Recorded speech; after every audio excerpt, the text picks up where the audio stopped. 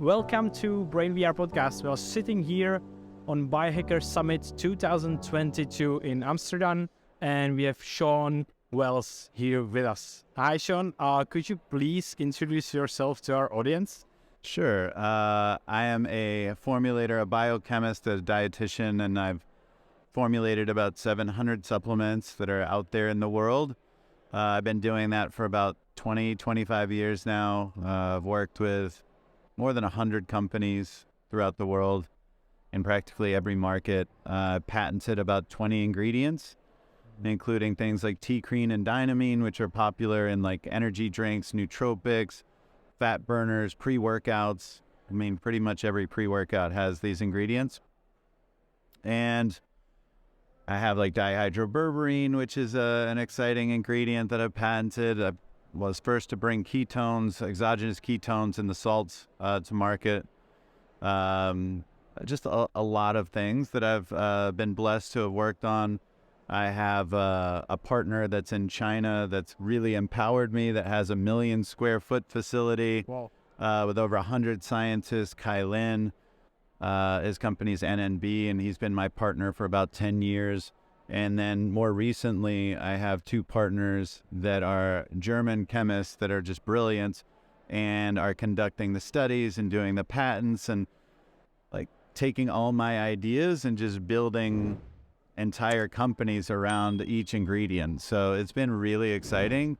I could dive into all those, but like this, my intro is, I guess I've been doing biohacking for close to 20 years before it was called that. I had a host of autoimmune issues. At one point, I couldn't get out of bed for about 6 months. I literally couldn't take more than 4 or 5 steps. I was just dealing with Epstein-Barr and a number of things that I was struggling for life. And the biohacking was a solution to all that. Doing keto, doing paleo, doing fasting, doing these supplements completely transformed me. So, you know, that's me. And more recently, I think I've been getting known for discussing mental health, in particular, the depression I've dealt with and suicidal thoughts, imposter syndrome, all those kinds of things, and then also psychedelics. So We're going to talk about that. Well, a lot of important topics. Well, first of all, let me understand your job actually right now. It sounds really interesting. So you are this kind of guy right now behind all, like, so you kind of can choose from the counter and you know, say, okay, let's try this with this, and go into biochemistry and actually create something new and explore.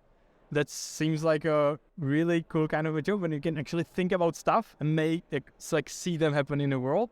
That must feel amazing. Yeah, one of the things that I have done probably most often is just look at the metabolites of these ingredients or sister chemicals too. Like if there's a polyphenol that does this, maybe there's another one that's better that hasn't really been studied yet, and I'll study that. Or I look at a downstream metabolite. My newest energy ingredient, which we've filed about 23 patents on, over 10 studies on, is called paraxanthine. It's a metabolite of caffeine. And there's also the other 2 metabolites, theophylline and theobromine. The interesting thing is that caffeine itself is fairly toxic. It's actually a toxin in plants meant to repel bugs. And about 60% of us are slow metabolizers and with the CYP1A2 gene. And so we have difficulty converting caffeine to paraxanthine. Paraxanthine is the thing that you want. It's the thing that has the mood boosting, the focus, the energy enhancement. And what we find is that these slow metabolizers end up having more side effects than benefits because they're stuck in caffeine and a slow drip to paraxanthine. Plus, theophylline in particular is a bronchodilator with a lot of side effects. Theobromine is largely ineffective. And so like paraxanthine is the one you want. And even for fast metabolizers, those are the people that say, oh, I can have caffeine and go straight to bed. They're taking paraxanthine and seeing that it works for them because caffeine has this adaptation effect where it takes more and more and more to hit that same level. So for these fast metabolizers, they don't get any benefit either. Now, they don't have the side effects like the slow metabolizers, which is great. But this is like super interesting that now we're seeing that, for example, with paraxanthine, it's enhancing nitric oxide to the brain with PDE9 inhibition. It's increasing BDNF pretty dramatically, improving glutathione and catalase, reducing oxidative stress. We believe it's going to have a pretty profound effect on traumatic brain injury, et cetera, because it's increasing dopamine in particular and serotonin. You know, dopamine is associated with a lot of neurological dysfunction.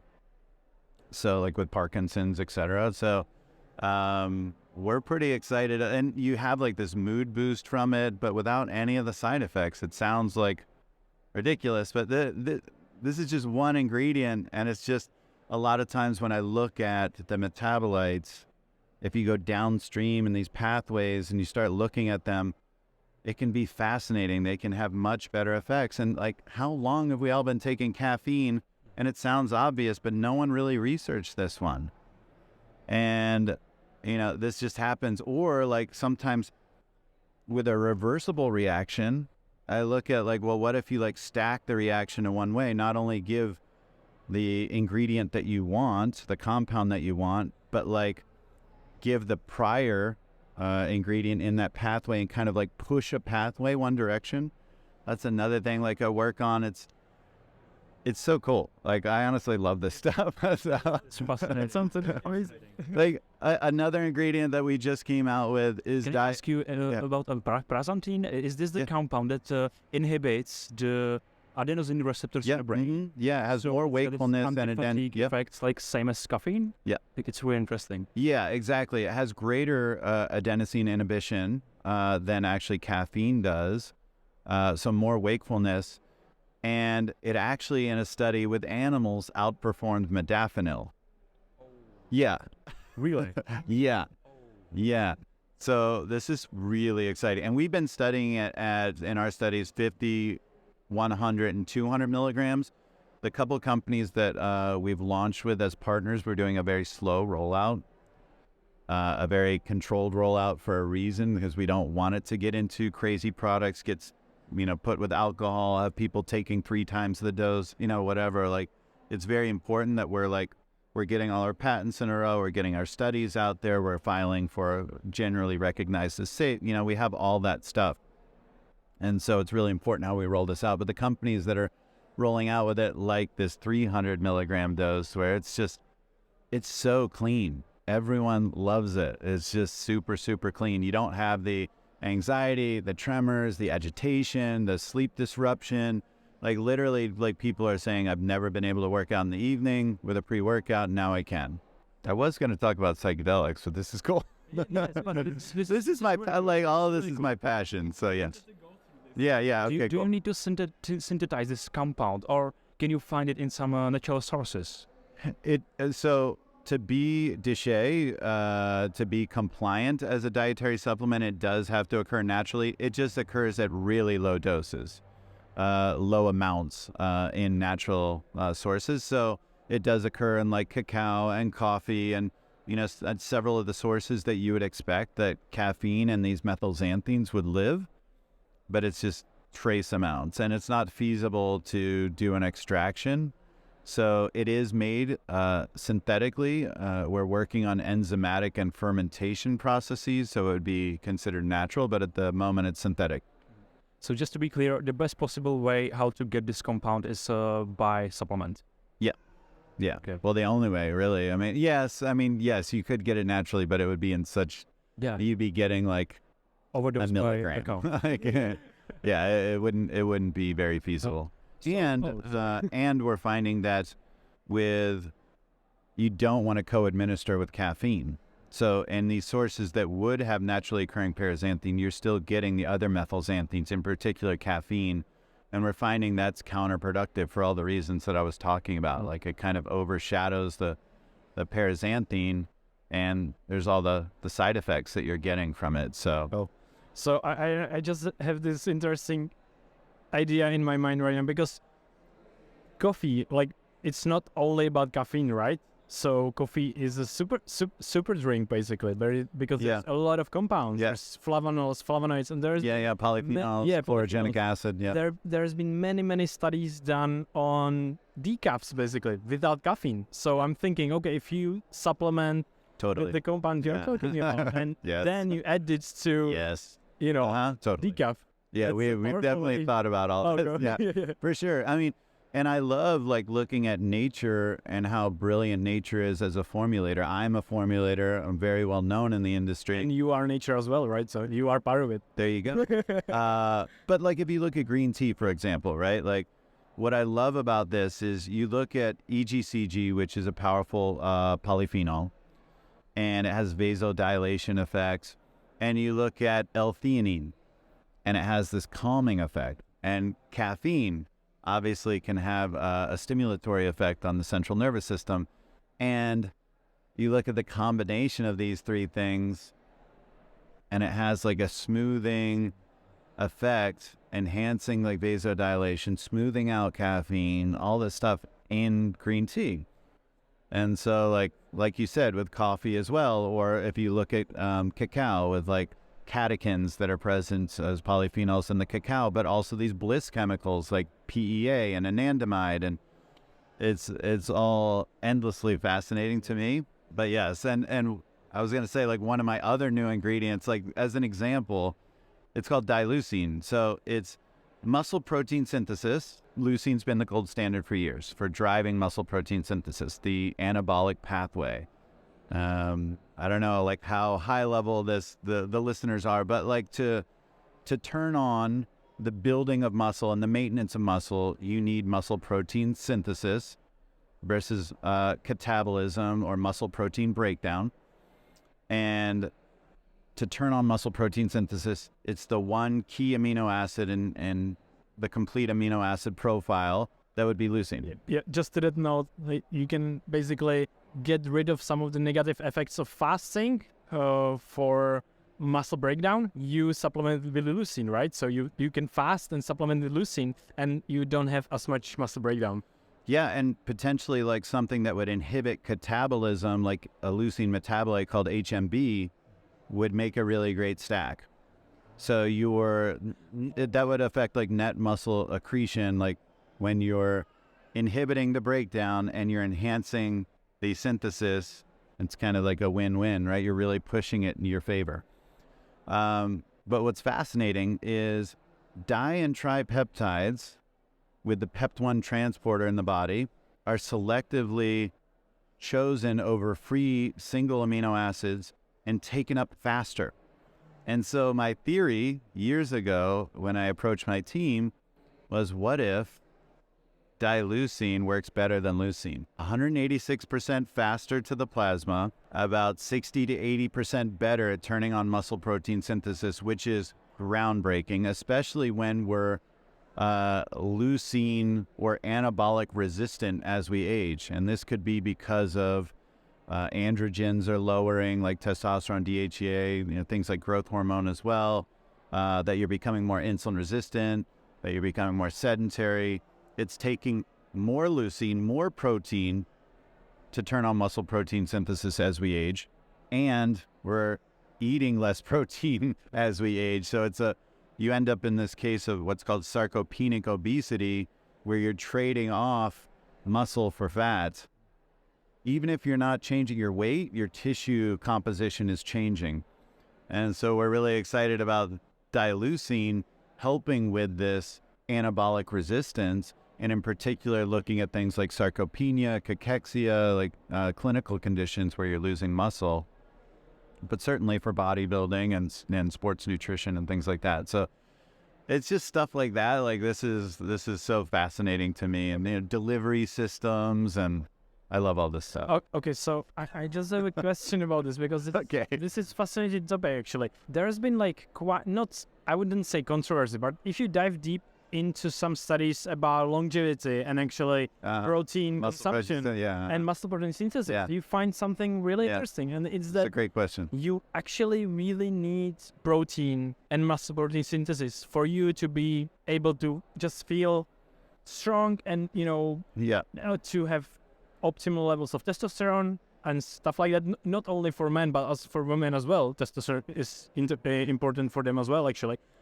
So you look at this side of things, and then you see, oh, lower protein intake tends to make you more, like older or healthier in the long term.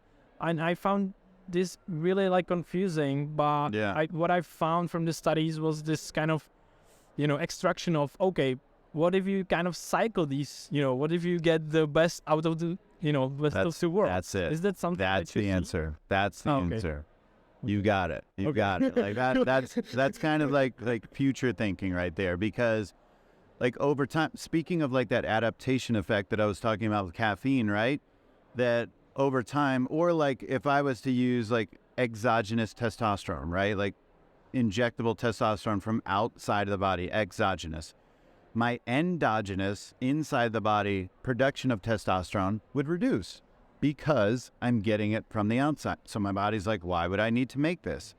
And it's the same as what you're saying, that over time, the body's just going to like see that protein as just a caloric source to oxidize, and not really having the same benefit, and not necessarily as needed. So yes, you can have the best of both worlds. You can sensitize your body by protein cycling, is the concept that you're essentially coming up with.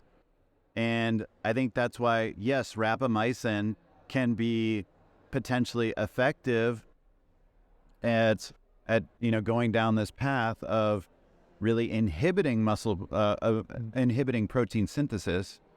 I will say muscle protein synthesis is one thing versus whole body protein synthesis or tissue specific protein synthesis. And I think that gets confused a lot, because without a doubt, when it comes to aging, to your point, the number one predictor of all-cause mortality and how long we live and lifespan and health span, how well we live, is muscle strength.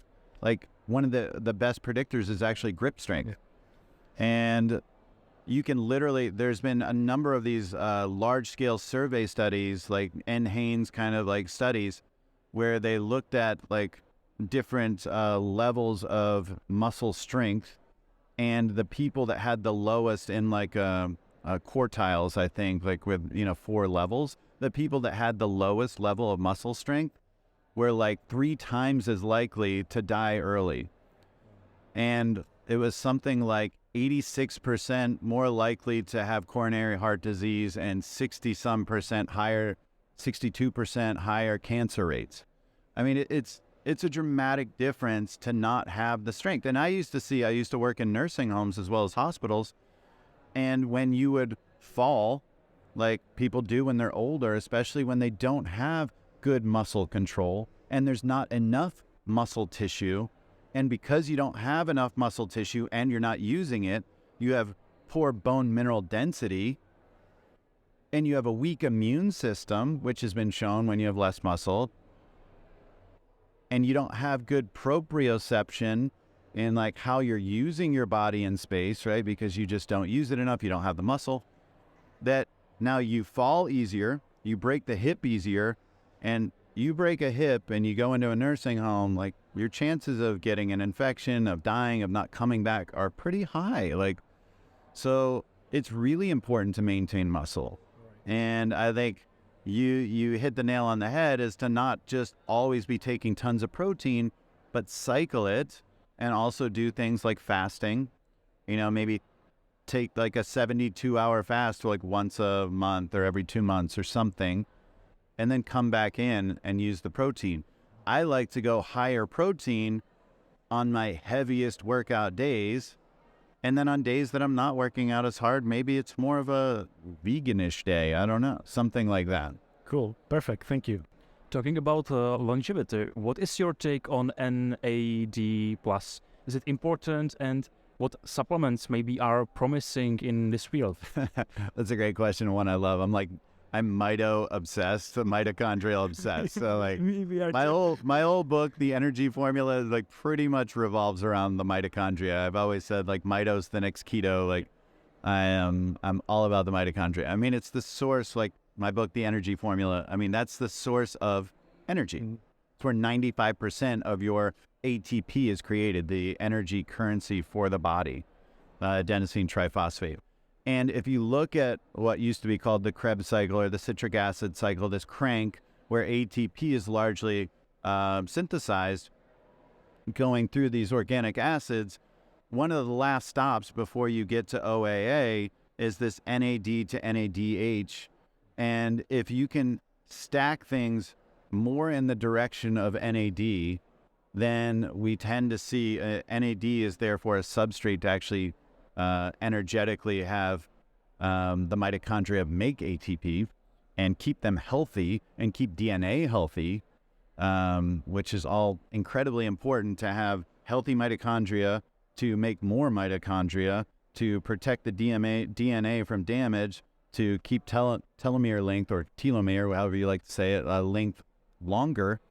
NAD's all correlated with that. So, and the thing is, as we age, NAD production plummets pretty dramatically, and NADase, the enzyme, also called CD38, that actually increases dramatically as we age. So it's a double whammy where we're making less of it, we're breaking it down faster, and exposure to blue light, stress, alcohol, lack of sleep, et cetera, all correlate to less NAD.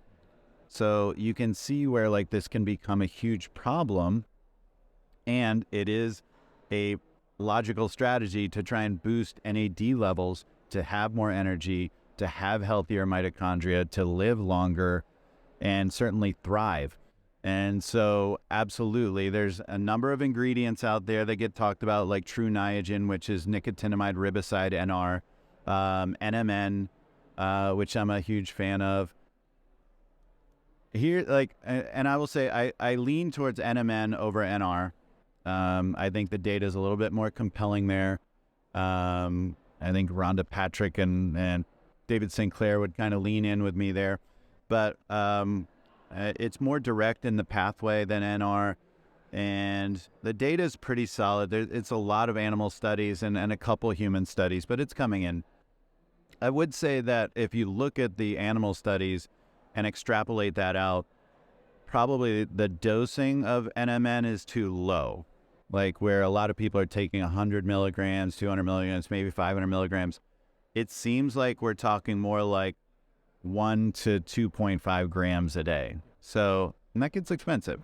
I will say one of the cheapest and probably even more effective ways of boosting NAD is niacin, the full flush niacin. There's a study with 500 milligrams twice a day where it boosted NAD levels 8 times, like pretty dramatically. And full flush niacin is not a joke. So be prepared. This is a high dose. So paresthesis is that flushing, burning, tingling. It literally will look like you have a sunburn. Your skin will feel itchy. It's not great, but you can potentially reduce this with some aspirin or some fish oil. There's been studies on that. So I personally just, I've gotten used to it. You do adapt to this over time as well. But that is one of the most potent and cheap ways to boost NAD that I know of.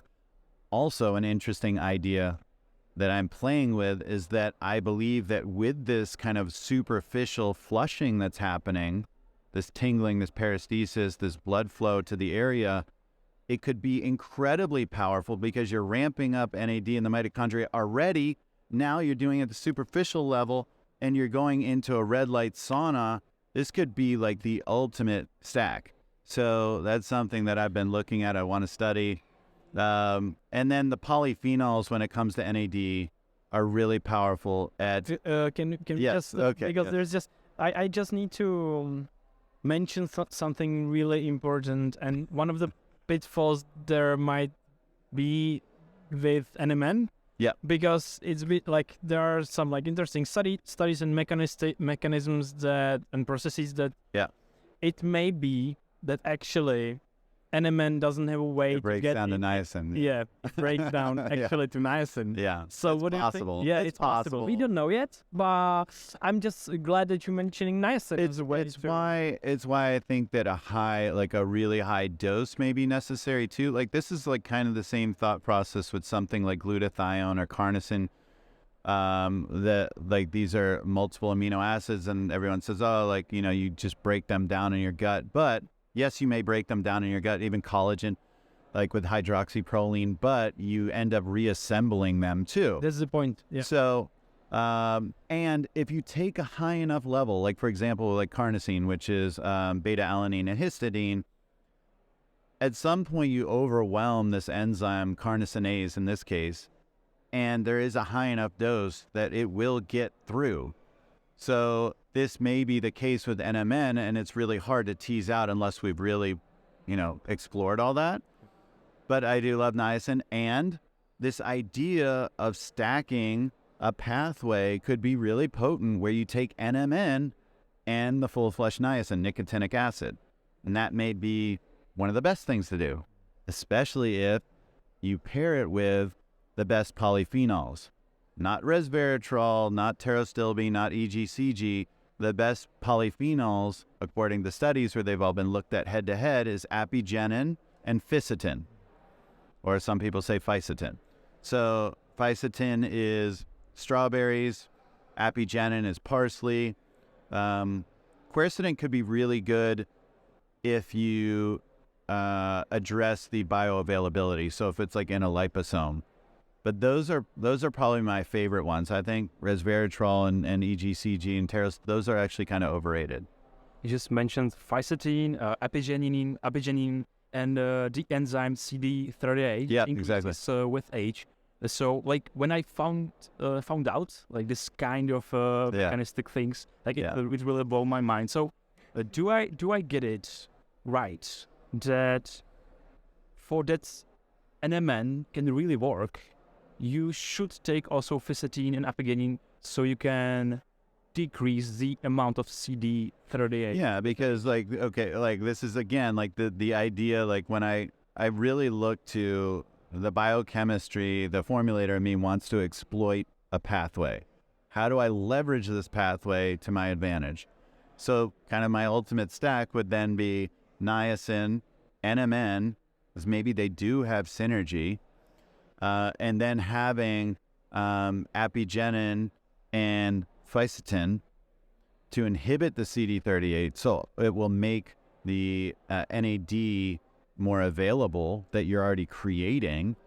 And so like this is again like it's kind of like I was saying with the HMB and dileucine, right? It's like that's the incredible combination. Like I always want to like look at both sides. How do I manipulate both sides to my advantage?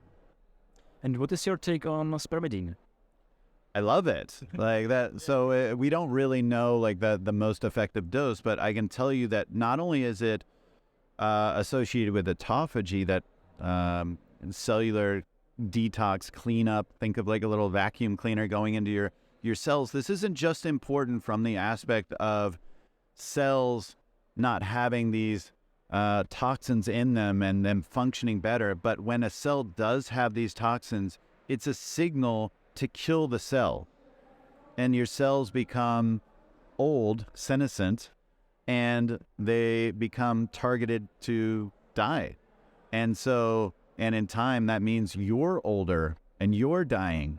So keeping your cells healthier is beneficial. This is why not eating so much all the time, maybe protein cycling, calorie cycling, fasting can be helpful, as well as this ingredient has been shown to affect mitophagy, which is one step further down the rabbit hole of protecting the mitochondria.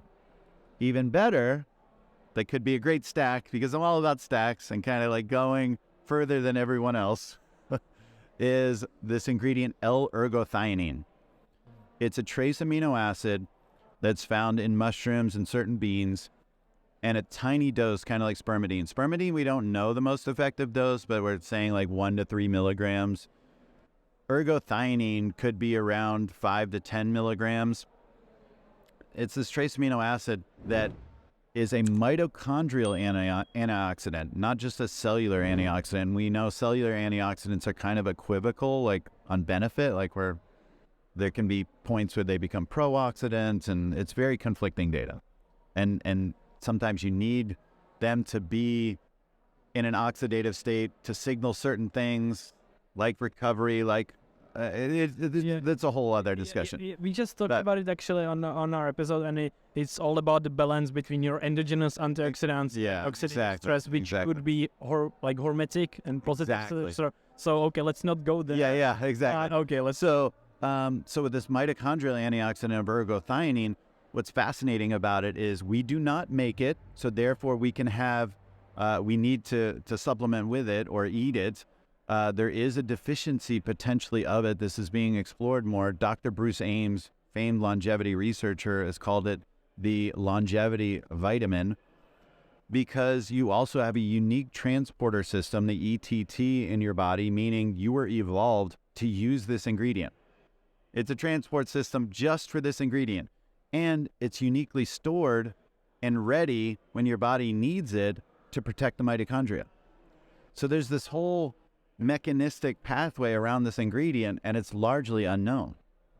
So I think, again, a really great stack would be spermidine and ergothioneine to really protect the mitochondria and enhance this cellular detox. Great with that could be N-acetylcysteine too. Oh yeah. Oh my. There's just so much stuff to unpack. So I just wanna mention something like. Can you tell I'm excited about this? This is so cool. Like I think you mentioned. So you're mentioning all those stacks that kind of go together, which is really like exciting and kind of overwhelming pathways. And one of the things is to realize you mentioned just mitophagy and autophagy as well. I want to put emphasis on how important those processes are, because if you have damaged cell or damaged mitochondria, they are creating more damage in your body. Yeah. So actually this cleaning process, that's why fasting is one of the best things to do, right? Because you enhance autophagy and mitophagy by thousands of percent, actually. And I just love the mechanism of spermidine. I just have to quickly mention it here. Yeah. Because one of those mechanisms is that your body naturally inhibits autophagy if you eat and if you don't fast. And spermidine inhibits the inhibitor. Right. So it enhances autophagy and mitophagy this way. So I just wanted to mention that because it's just so fascinating. And so L-ergothioneine is probably some kind of essential micronutrient, maybe, because we need to have it in small amounts.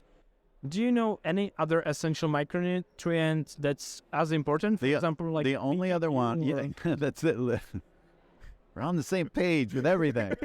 The only other, in the last 50 years, there's only been pretty much, as far as I know of, 2 ingredients that have been looked at to be potential vitamins, and it's PQQ and ergothioneine.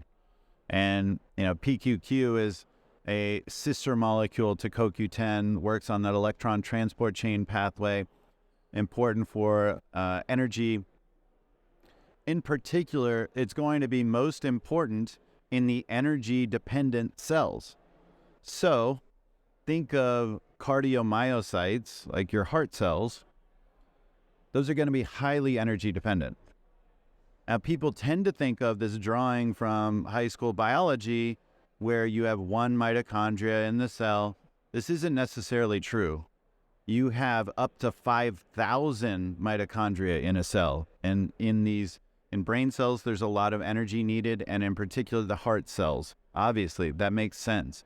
And so we see when people have cardiomyopathy, like different conditions where there's disease etiology, pathologies happening in the cardiac structure, then this is going to potentially make a huge difference in the ability to improve from those scenarios. So, if you have coronary heart disease, for example, this is going to be very called for to have CoQ10. What's interesting too is when you take statins, which we could do a whole show on how much I hate the idea of cholesterol being villainized. I think it's literally the biggest scam in medicine. I would just beg people, I don't want to do this quite on the show, but like if someone's just giving you total cholesterol, HDL, LDL, saying LDL is the bad cholesterol and they're your doctor, they're not a good doctor. Like, go do a better test, which is a VAP test or an NMR test, and do a deeper dive into your subfractions and understand what's happening with these different particles. And the best indicator that we have as far as a lab test would be lipoprotein A. So that's the one to look at. Do not trust. LDL is not a bad cholesterol. To say anything is like bad that's inherent to us is ridiculous. So that's a whole other diatribe. But anyway, cholesterol, when we inhibit it with statins, you end up deficient in CoQ10 levels. This is where like the cramping comes in, and a number of the side effects that we see when you have statin drug use, like, you know, Lipitor and Crestor and all these different drugs, that you're ending up with more headaches, more fatigue, more muscle aches, more spasms.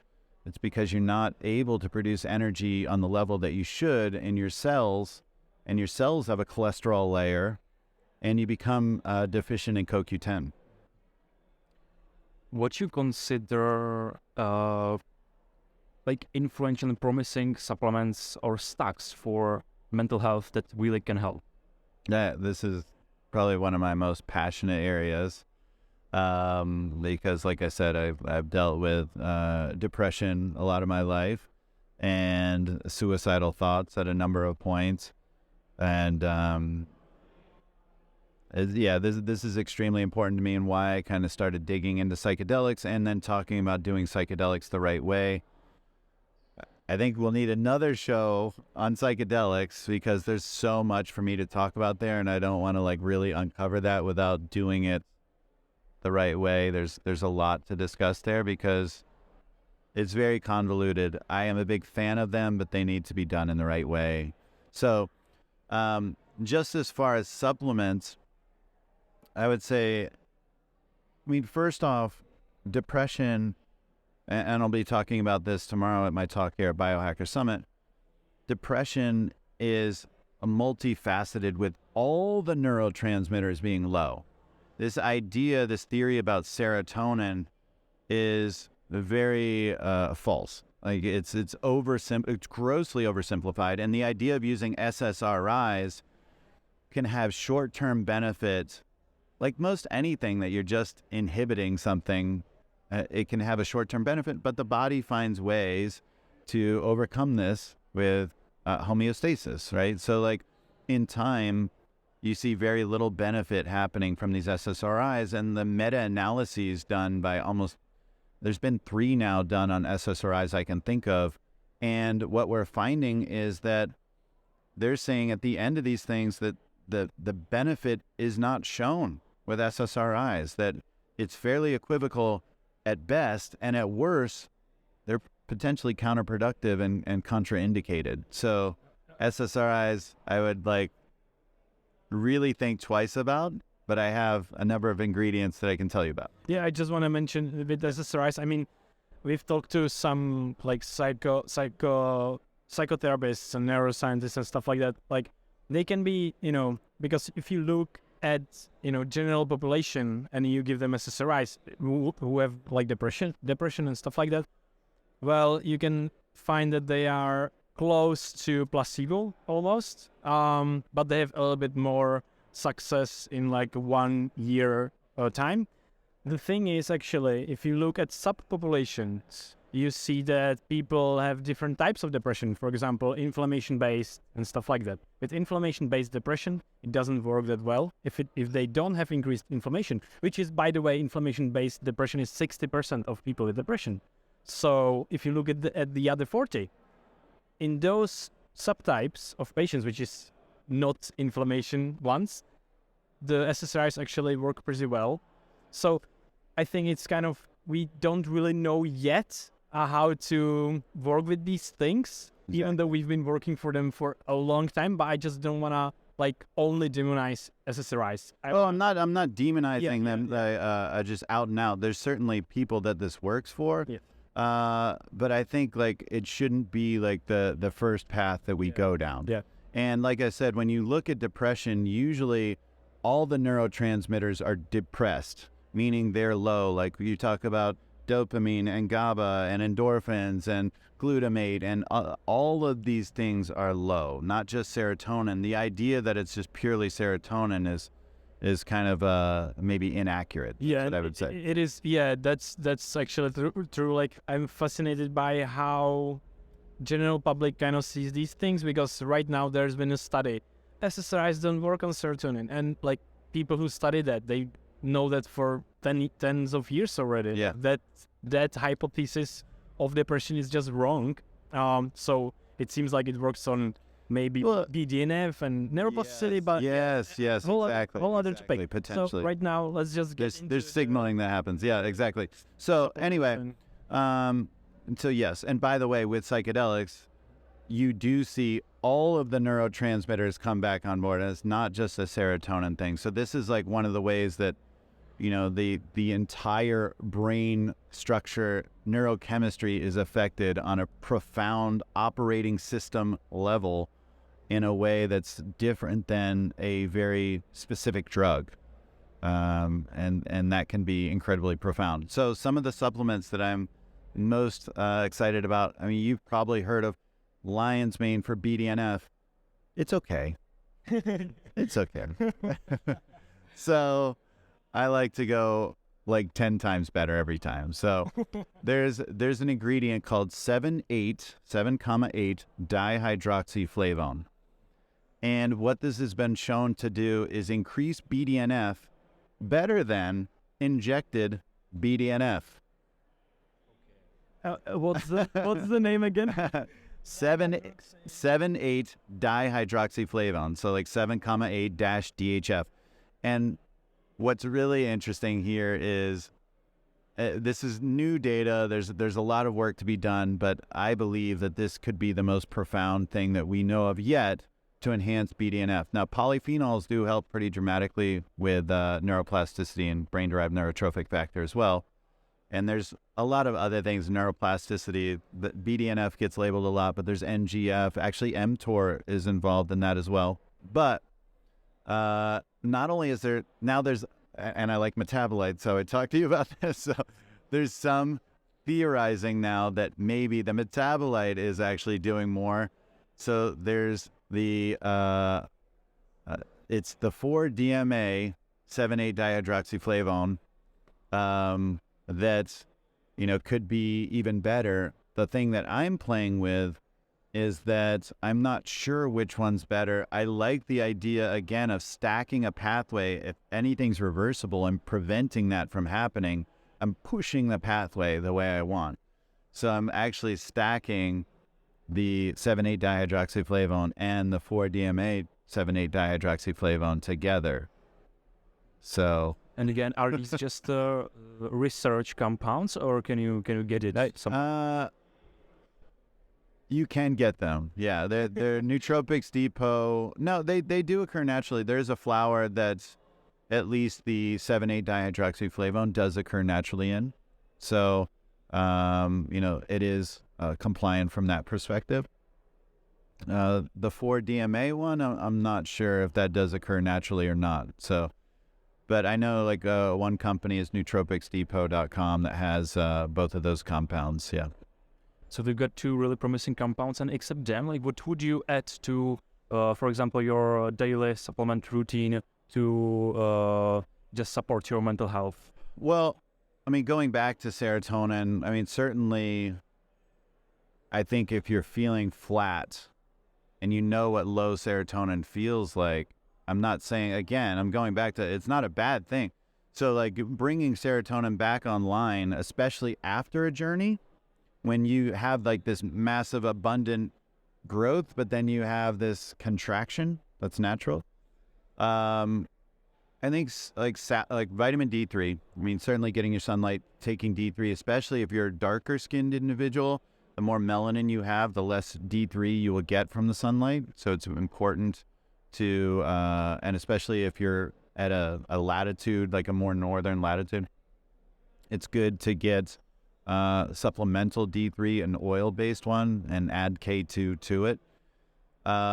Saffron is a really interesting herb at serotonin modulation. In particular, there's a compound in saffron you want to get it standardized to, not just regular saffron, but saffronol, NAL at the end. And that is something to make sure it's standardized to. That's been shown to affect serotonin. And we're not clear, like, it's how all these neurotransmitters get, modulated is unique.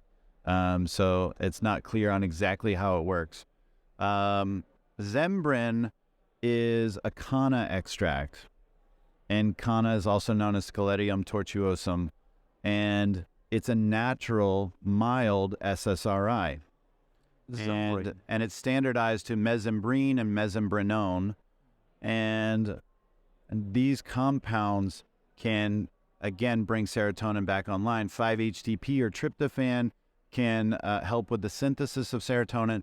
So, like, one of the things I do, like, post-journey in particular, or if I'm just feeling flat, if I'm feeling like it's been dark too much, whatever, I will take vitamin D3, I'll take the saffron with saffronol, I'll take the Zembrin as a natural reuptake inhibitor. I don't like using these things chronically, but if you're low and you're taking something to increase serotonin, like the D3, the saffron, and in particular the 5-HTP, and you're then inhibiting, you're going to, bring it online a lot faster.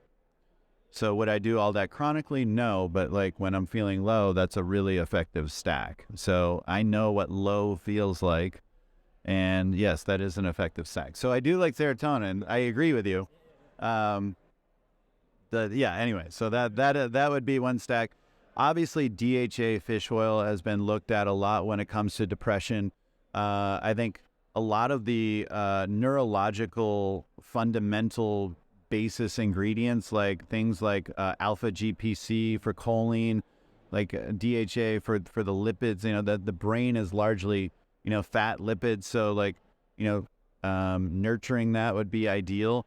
Also, if you've had traumatic brain injury, which can result from physical damage, but also depression, anxiety, and traumas, like on an emotional level, looking at some of these ingredients that have affected that would be elevating ketones. So this is where fasting, using things like the drug metformin, or in my case, I like berberine, or because I patent the metabolites, dihydroberberine, which is 5 times more bioavailable, lasts twice as long in the plasma. You don't get the GI distress of berberine. That's going to increase ketones, lower blood glucose, allow for better brain energetics, utilization of ketones. Taking C8 MCTs, caprylic acid, that's going to help with brain energetics, as well as exogenous ketones, in particular taking the active isomer, which would be the R or D BHB. And the sodium, by the way, works better than all the other salts when we've looked at this. This is just kind of in-house research, but it works dramatically better. Calcium's the worst, sodium's the best. And then creatine, is really potent at protecting the brain, and as a methylator, we see it help a lot with traumatic brain injury. It does protect the DNA. I think it should be included in every multivitamin, or it should be a daily nutrient that you're getting at least a gram of a day. You don't need to take mega doses of this stuff, but I think that that's a potent one, and it actually works far more than strength and power. It protects bone, it protects the testes and reproductive organs, the brain, the eyes. Actually, and anything that's really protective to eyesight, we see also being helpful with the brain and vice versa. I mean, they're so correlated. So the carotenoids like lutein and zeaxanthin, that helps with concentration, with hand-eye coordination, those kinds of things. That would be great in particular if you're a gamer, if you're a soldier, whatever, if you're using your eyesight a lot, a surgeon or, whatever, that would be one to look at. I keep That's cool. Okay. That's so cool. I mean, you just listed we love all those things, and we also like love to talk about them because many people don't realize, because they have creatine in this kind of fitness category and stuff like that. But it's been shown that in vegan and vegetarians, it increases cognitive function. Right. Yeah, Exactly. so it's so amazing and helps with mental health as well. So I think it's all The methylated B vitamins, like definitely can't skip to, like methylcobalamin in particular, B12. Yeah. But again, in its coenzymated active form versus like in supplements and in cereals and all these things, you typically get cyanocobalamin, which is really a vastly inferior form. And in particular, this is most seen where people have MTHFR gene variants, that the folic acid conversion to the active 5-methyl tetrahydrofolate has several steps enzymatically, and you can have deficiencies of any of those enzymes at each step.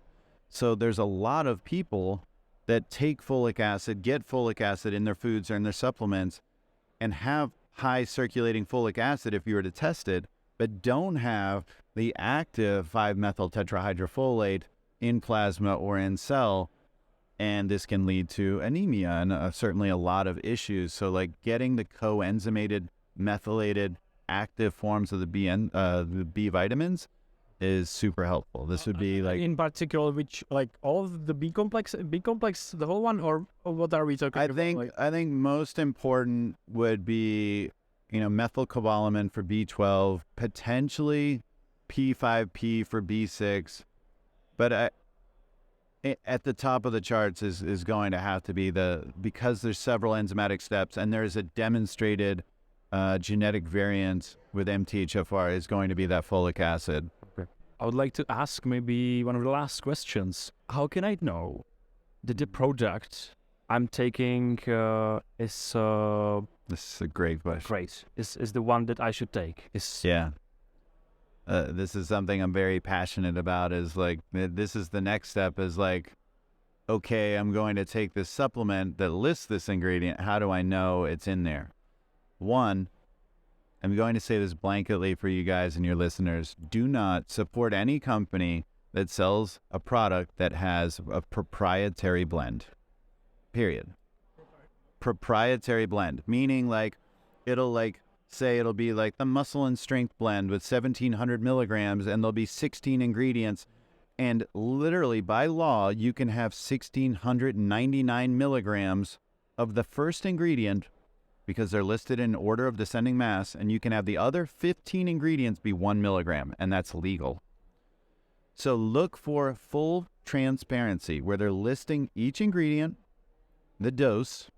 If it's an herb, they're listing the plant part, root, stem, leaf, berries, bark. They're listing the genus and species, and they're listing the standardization. If it's an herb, I believe most of them should be standardized for an active. And all of that's clear. Now I can go back to a study. You can go to PubMed or Google Scholar or whatever it is and look up, okay, like, is this ingredient that's in this product at the right dose, in the right form, the right plant part, in the right frequency, like in the study where they're using once a day, twice a day, 3 times a day? Was it co-administered with something else? Was it given with meals, without meals? Like, what is it?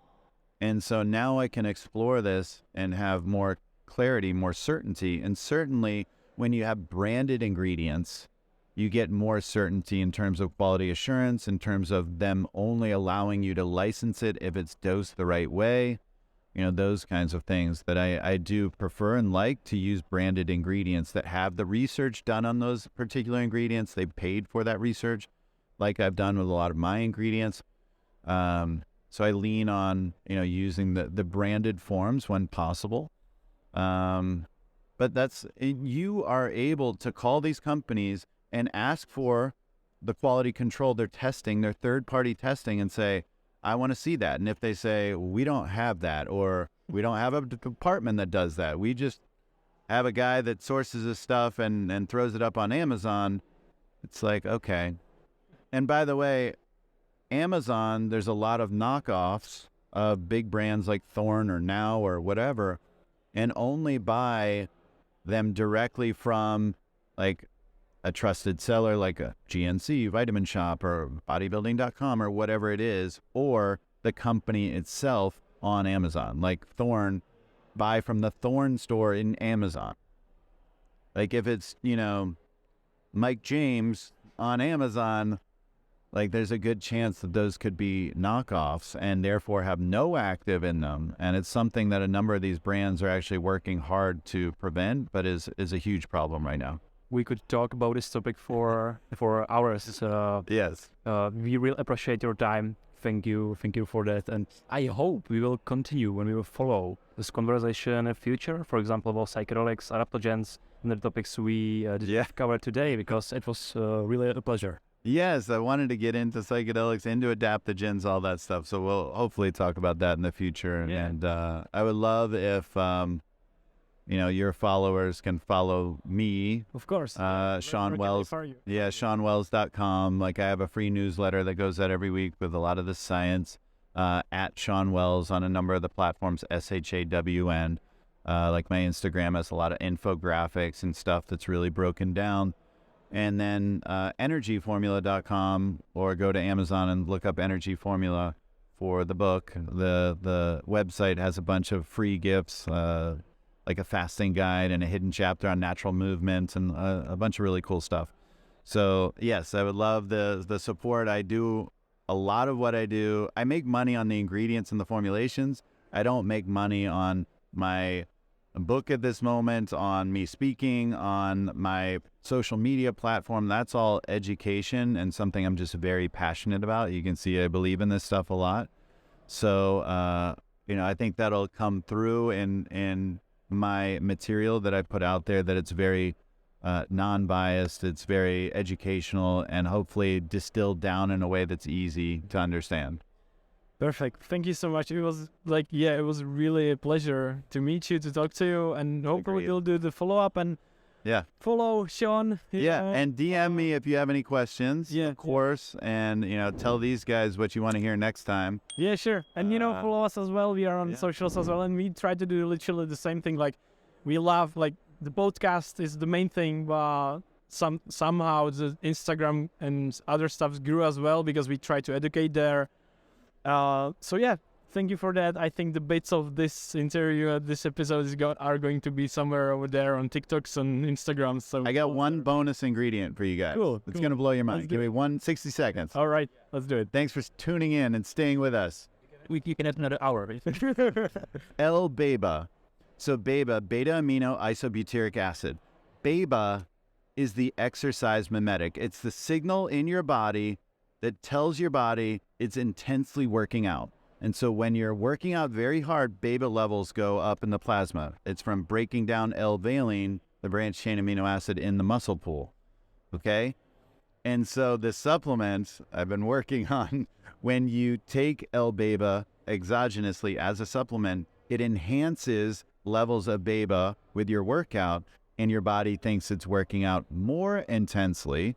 And so you get faster adaptation, faster recovery, faster muscle growth, more fat loss, et cetera, et cetera, et cetera. So BEBA is pretty cool. I'm really excited about that. Wow, thank you so much. That's top information for industry. So cool. You got it. All right, guys, if you stayed here, till the end, you got the premium content, right? So enjoy that. Have a beautiful day. Thank you, Shawn. Enjoy the rest of the venue. Thank you for the opportunity to the Biohacker Summit, because they helped us to set up this place. Yes. So they're doing a great job. All right. Well. All right. Thank you, guys. All right. Bye. See you next time. Bye, guys. Prepare.